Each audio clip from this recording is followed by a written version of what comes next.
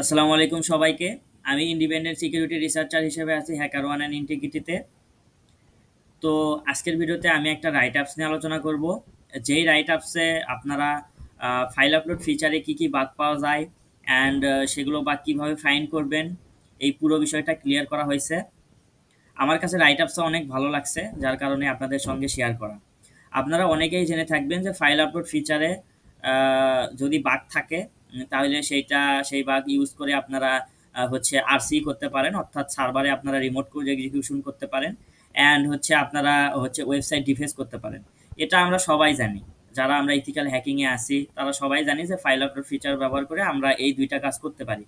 কিন্তু এই দুইটা কাজ বাদেও আমরা যে আরও হচ্ছে অনেক কিছু করতে পারি, যা আমাদের অজানা। তো এই রাইট আপসে হচ্ছে আরসি বাদে আরও 19টা টাইপ বাগ সম্পর্কে আলোচনা করা হয়েছে, যেগুলো আপনারা ফাইল আপলোড ফিচারে পাবেন।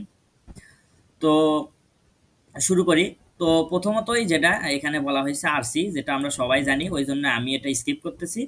দ্বিতীয় থেকে আমরা শুরু করব। সো 2 নম্বরে যে বাগটা পাওয়া যায় ফাইল আপলোড ফিচারে, সেটা হচ্ছে এক্সএসএস। তো এক্সএসএস কিভাবে পাবেন? হচ্ছে অনেক সময় ফাইলের নাম ব্যবহার করে, অর্থাৎ ফাইলের মানে যে নামটা থাকে, ধরেন যে হচ্ছে ফাইলের নাম হচ্ছে unknown.png। তো আপনি জাস্ট আননোনের জায়গায়, অর্থাৎ নামের জায়গায় আপনি এক্সএসএস এর একটা পেলোড দিয়ে আপনি আপলোড করে দিলেন। আপলোড করার পরে আপনারা হচ্ছে সেখান থেকে যদি ওই ফাইলটা ওপেনের চেষ্টা করেন, তখন এক্সএসএস ট্রিগার হয়ে যায়। তো এরকম ক্ষেত্রে করা যায়, দেন এই মেটা ডাটা ভেতরে আপনারা এক্সএসএস পেলোড দিতে পারেন, দেন এক্সএসএস ভিয়া এসবিজি ফাইল আপলোড করে আপনারা এক্সএসএস পাইতে পারেন, দেন হচ্ছে ব্লাইন্ড এক্সএসএস পাওয়া যায় এসবিজি ফাইল আপলোড করে। তো এগুলো হচ্ছে যে এখানে রেফারেন্স দেওয়া আছে, হ্যাকারনের কিছু রিপোর্ট দেওয়া আছে, এগুলো দেখে আপনারা হচ্ছে শিখতে পারেন যে কিভাবে আসলে হ্যাকাররা এগুলো অলরেডি ফাইন্ড করছে বিভিন্ন সাইটে। তো আপনারা এই রেফারেন্সগুলো দেখতে পারেন কিভাবে হচ্ছে ফাইন্ড করছে, অ্যান্ড আপনারা সেই একই মেথড ফলো করতে পারেন। দেখবেন যে আপনি একই মেথডে বাগ পেয়ে গেছেন। দেন হচ্ছে 3 নম্বরে এসএসআরএফ পাওয়া যায়। তো এসএসআরএফ কিভাবে পাবেন? সেম এসএসআরএফ হচ্ছে দুইভাবে আপনারা পাইতে পারেন। একটা হচ্ছে আপনারা ফাইলের যে নামটা আছে, নামের জায়গায় আপনারা এসএসআরএফ এর পেলোড দিতে পারেন।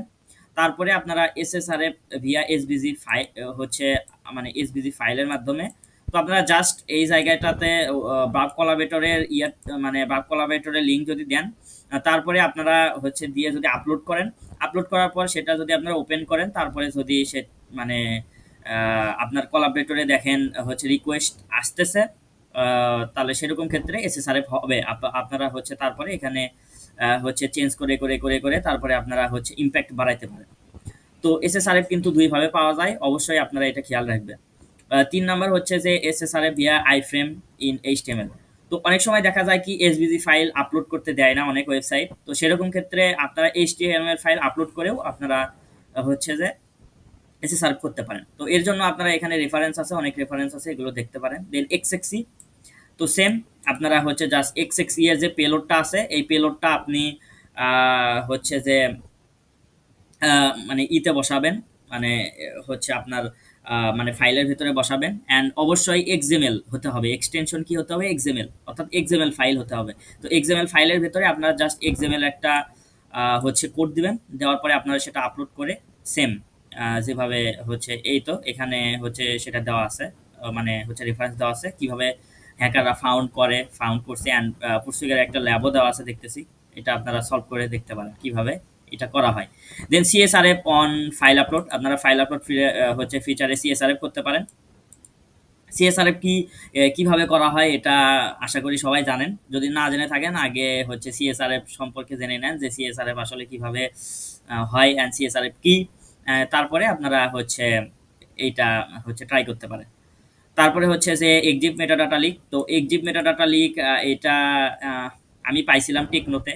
তো আনফরচুনেটলি সেটা ইনফরমেটিভ হিসেবে ক্লোজ করে দেয় তারা। তারা বলছে যে এটা তারা ফিক্স করবে না, বাট এটা উচিত ছিল তাদের নেওয়া, কারণ আমি দেখছি যে বাকরাউডে এটা P3 হিসেবে নিতে। যাই হোক, হচ্ছে ওইটা বাদ দেই।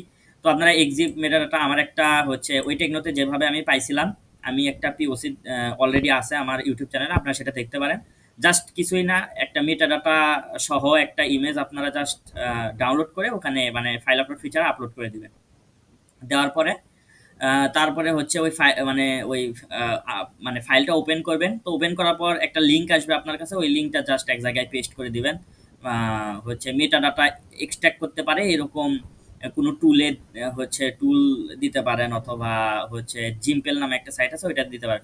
আপনারা এইখান থেকে হচ্ছে, আমি জানি আপনারা বুঝতেছেন না, একটু প্রবলেম হতে পারে আপনাদের।